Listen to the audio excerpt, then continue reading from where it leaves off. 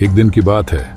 ठंड का समय था, घना कोहरा छाया था। सारे लोग जल्दी कार्यालय का काम खत्म करके घर की तरफ निकल रहे थे। नाना जी उस समय के बड़े अधिकारियों में से एक थे। वे उस समय के उच्च वर्ग के लोगों में एक अमीन का काम करते थे। रोज की तरह ही उस दिन काम खत्म होने के बाद घर के लिए अपनी गाड़ी से रवाना होने लगे। रास्ते में उन्हें बाजार से कुछ सामान भी लेना था, तो वे और साथियों से अलग हो गए। उन्होंने घर की कुछ जरूरत के सामान लिए और गाड़ी आगे बढ़ा दी। आगे जाने पर उन्हें मछली बाजार दिखा और वे मछली खरीदने के लिए रुक गए। ताज़ी मछलियां लेने और देखने में टाइम ज्यादा ही गुजर गया।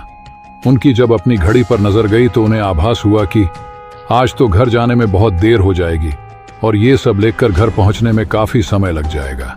फिर यही सब सोचकर उन्होंने सोचा कि क्यों ना जंगल के रास्ते से निकला जाए तो जल्दी पहुंच जाऊंगा।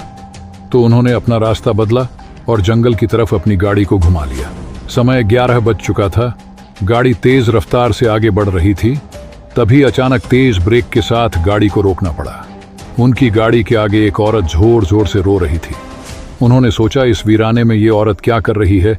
उन्हें लगा कि कोई मजदूर की पत्नी होगी जो नाराज होकर घर छोड़कर जंगल में भाग आई है। तो उन्होंने उससे पूछा कि यहाँ जंगल में तुम क्या कर रही हो, लेकिन उसने कोई जवाब न देकर और जोर जोर से रोने लगी। सारे जंगल में उसकी हूं हूं सी सिसकियां गूंज रही थी।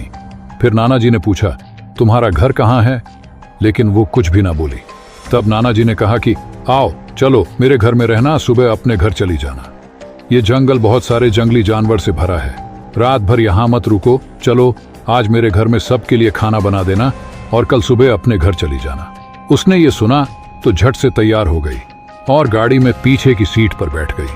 सिर में बड़ा सा घूंघट डालने की वजह से उसका चेहरा छिपा हुआ था। कुछ ही देर में गाड़ी घर के दरवाजे पे थी। घर के लोग कब से उनकी राह देख रहे थे। गाड़ी रुकते ही पापा ने पूछा, आज तो बहुत देर हो गई और सारे लोग आ भी चुके हैं। तब उन्होंने सारी बातें अपनी माँ को बताई और कहा कि आज खाना इससे बनवा लो, कल सुबह ये अपने घर चली जाएगी। इतनी रात को बेचारी जंगल में कहाँ भटकती, इसलिए मैं ले आया। पर पापा को कुछ संदेह हो रहा था कि कहीं चोर तो नहीं है। रात को सोने के बाद या खाना बनाते समय कहीं घर के सामान ही चुरा कर न ले जाए। पर बेटे की बात को कैसे मना करती। उन्होंने उस औरत को कहा, देखो आज तो मैं रख ले रही हूं, लेकिन कल सुबह होते ही यहां से चली जाना और जाओ रसोई में ये सामान उठाकर ले जाओ और खाना बना दो। उसने फिर से जवाब नहीं दिया, बस हूं हूं की आवाज बाहर आई और वो सारा सामान लेकर माँ के पीछे बहुत दूर चल दी। रसोई में सारा सामान रखवाकर माता जी ने उसे खाना जल्दी बनाने की सख्त हिदायत दी और वहां से चली गईं। लेकिन उनका मन कुछ परेशान सा था। फिर 10 मिनट में रसोड़े में उसे देखने चली गई कि वो क्या कर रही है और उसका चेहरा भी देखना चाहती थी। लेकिन वहां पहुंची तो देखा कि वो मछलियों का थैला निकाल रही थी। उन्होंने बहुत जोर से गुस्से में कहा, यहाँ सब खाने का इंतजार कर रहे हैं और तुम अभी तक मछलियां ही निकाल रही हो, कल सुबह तक बनाओगी क्या? उसके सिर पर घूंघट अभी भी था तो चेहरा देखना मुश्किल ही नहीं नामुमकिन था। उन्होंने उससे कहा, तुम जल्दी से खाने की तैयारी करो, मैं आग सुलगा देती हूँ, काम जल्दी हो जाएगा। और वे जल्दी से चूल्हा जलाने की तैयारियां करने लगीं। लेकिन साथ ही वो उसका चेहरा देखने की भी कोशिश कर रही थी। लेकिन वो जितना देखने की कोशिश करती वो और पल्लू खींच लेती। अंत में हार कर वे बोली, देखो मैंने आग सुलगा दी है, अब आगे सारा काम कर लो, कुछ जरूरत हो तो बुला लेना। लेकिन वो फिर कुछ नहीं बोली। अब उन्हें लगा कि यहाँ से जाना ही ठीक है, वरना मेरा भी समय खराब होगा और हो सकता है अनजान लोगों से डर रही हो।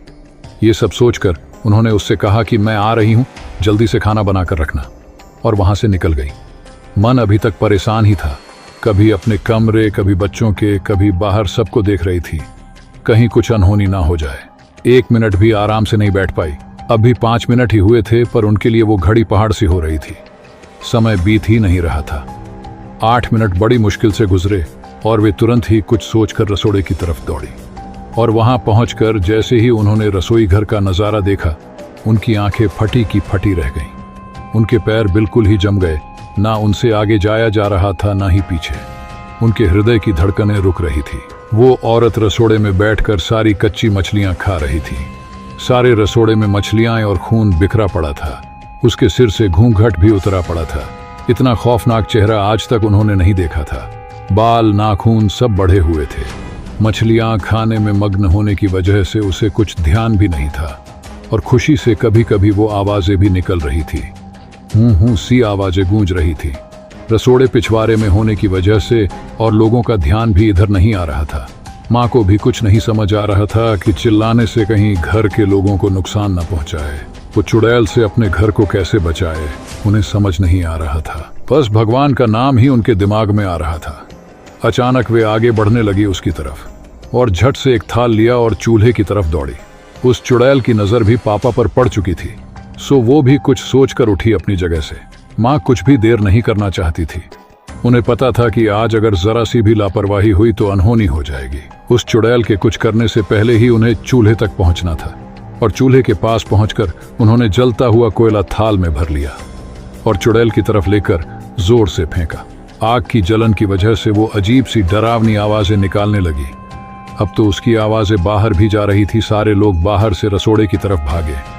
वो चुड़ैल जोर से हूं जोर की आवाज निकाल रही थी और पूरे रसोड़े में दौड़ रही थी और माताजी को पकड़ना भी चाह रही थी।